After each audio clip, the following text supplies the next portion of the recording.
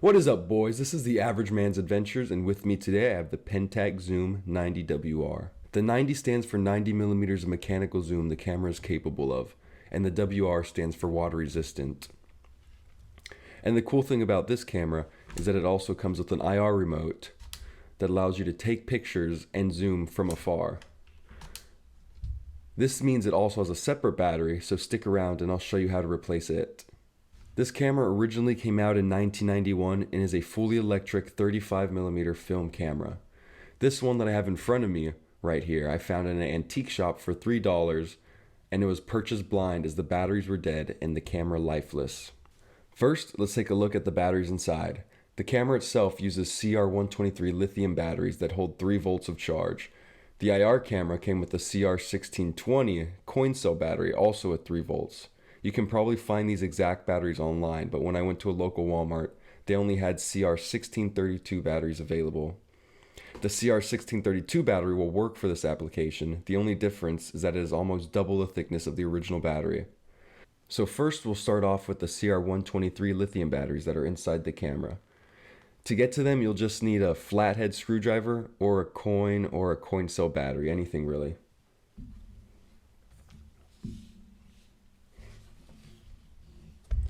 On the underside of the camera, you can see right here, there's a spot to unscrew.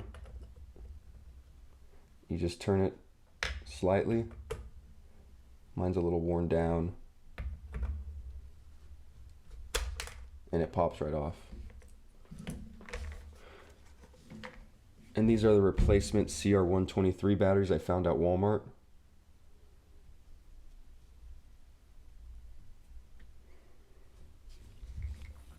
And to install them, you just look inside and put them in the correct orientation. And the cover you just pop back on and twist it back so it won't come off. Now with the camera done, I'll show you how to replace the battery inside the IR remote. For this, you'll need a tiny little screwdriver. There's a screw right here underneath the Pentax logo on the bottom of the IR remote that you need to get into.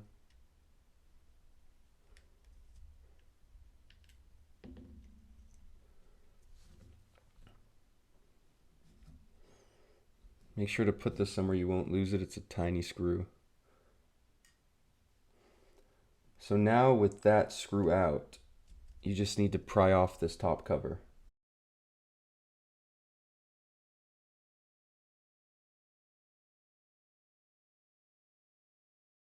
The top panel will come off and you're left with the circuit board on the bottom panel along with the buttons. There's another screw right here that you're going to need to remove in order to get down to the battery. So hold the board down and then just remove the screw.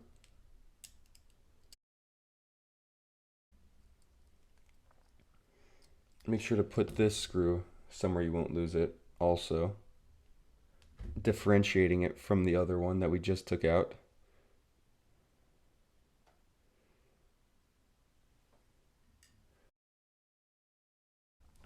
So now that the motherboard's off, we see where the battery is in place. And here you can see the difference between the coin cell CR1620 and the 1632 that I had to put in it because I couldn't find a 1620 in stock at my local Walmart. They're the exact same dimension in every way, the exact same voltage. The only difference is the thickness of the battery itself. It's nearly double the size, not exactly. So to reinstall the battery, you just follow the same steps but in reverse. Put the battery in place, get the circuit board. Make sure this side piece of metal right here, this contact, is on the side of the battery and not on top of it. So I'm just going to come and make sure it comes to the side of it and it's making contact there, but it isn't in place. So I'm going to need to move the battery. And right there, It looks to be about in place. And with a thicker battery, it is a little harder to close, but we can still make it work. So now I get the screw.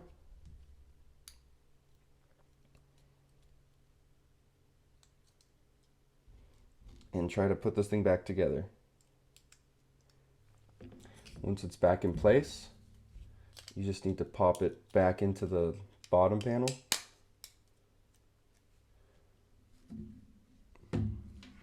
And then we'll give it a quick test to make sure we didn't break it. So we have the zoom.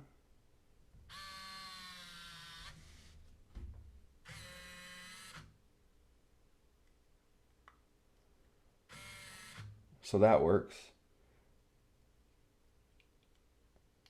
And the exposure isn't going to work because I don't have any film in there.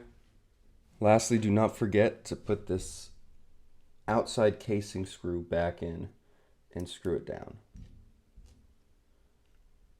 I almost forgot it, but I caught myself. So with that, we now have updated batteries in the IR remote and the camera itself. So let's move on to more quirks of the camera. All right, let's start off with going over the different working parts on the camera, then we'll get into what they do. So starting on the top, we have the shutter release button right here. Next to it, we have the zooming telephoto buttons, one to zoom in and one to zoom out.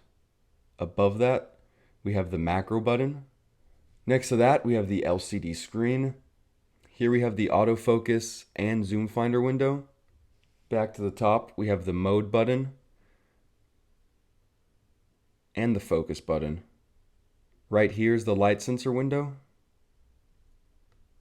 Here we have the built-in flash. On the side, we have the IR remote controller. Right here next to the lens, we have the infinity landscape button. On the very front, of course, we have the lens.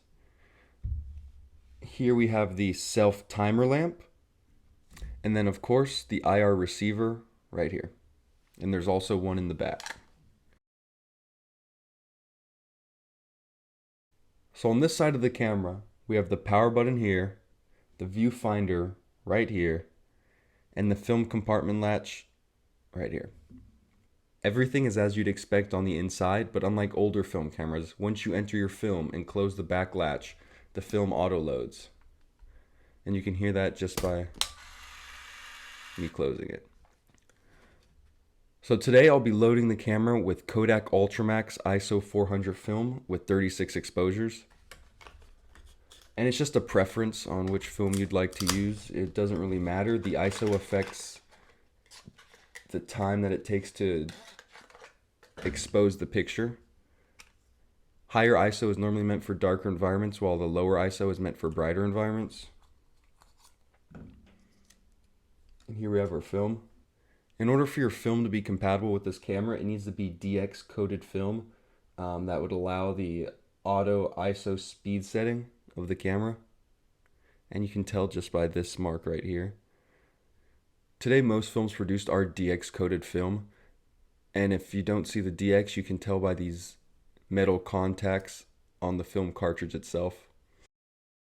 So let's install this in the camera. To install the film, you first open the back latch. Install the flat end down onto the film advance mechanism. You then pull the film leader out far enough from the cartridge to reach the take-up spool. Align the tip with the film leader and the end mark.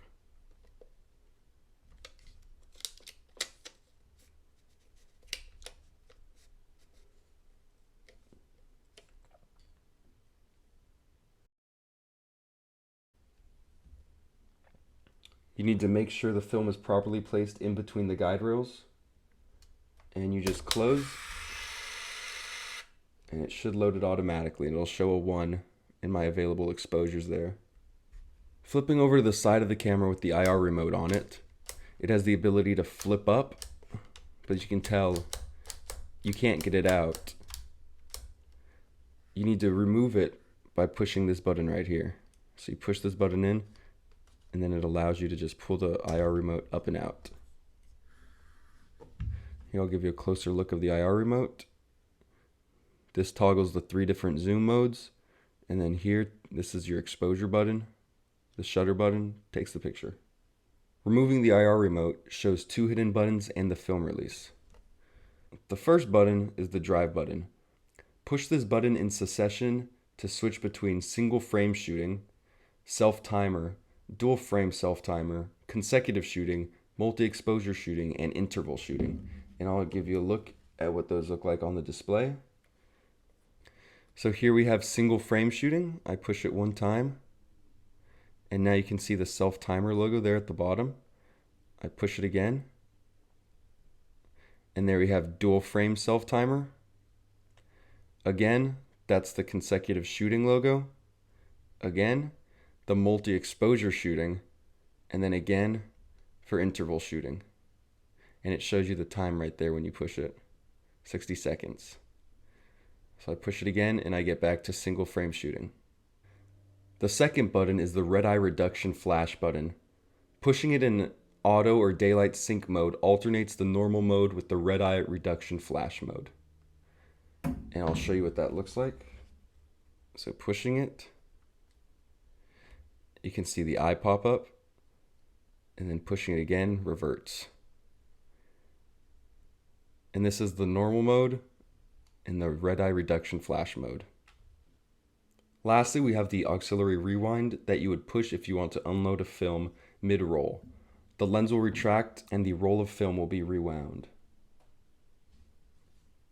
Now this has an interesting way of pushing it, because if you get the lanyard that it comes with, you'll notice this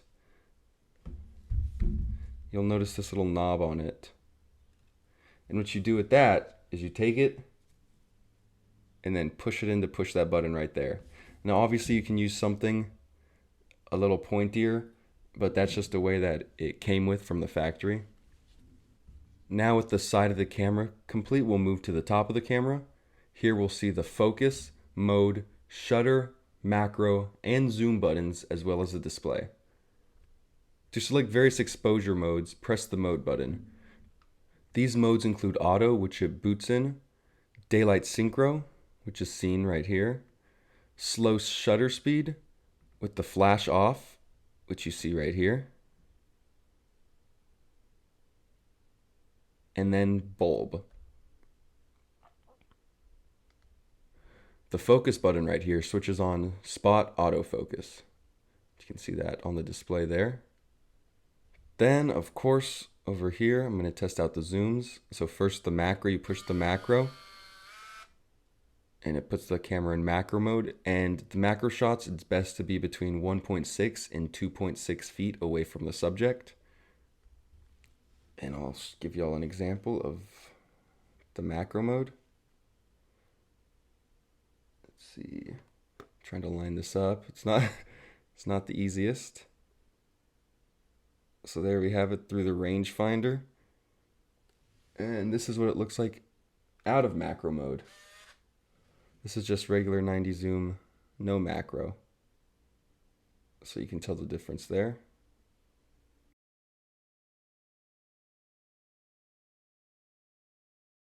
So of course we have the zoom buttons here. We start off at 38 millimeters, and then by holding it, you can go all the way up to 90 millimeter zoom. And the way this works is it goes in increments of 5 every time you push it. It goes either down or up 5 millimeters until it reaches 38.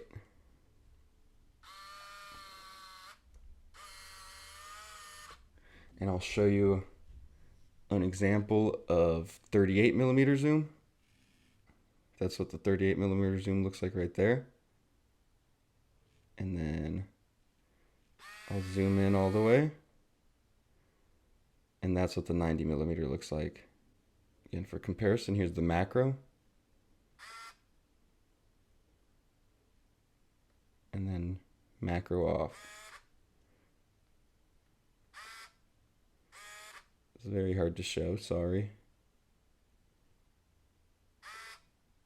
All right. So now back to the front of the camera. Along the lens, there's another button that, if held after releasing the shutter, will allow infinity landscape shooting. And that is the Pentax Zoom 90WR. You can leave any comments, questions, or concerns in the comment section. Thank you for watching, and if you enjoyed this video, please leave a like and subscribe. I'll see y'all next time.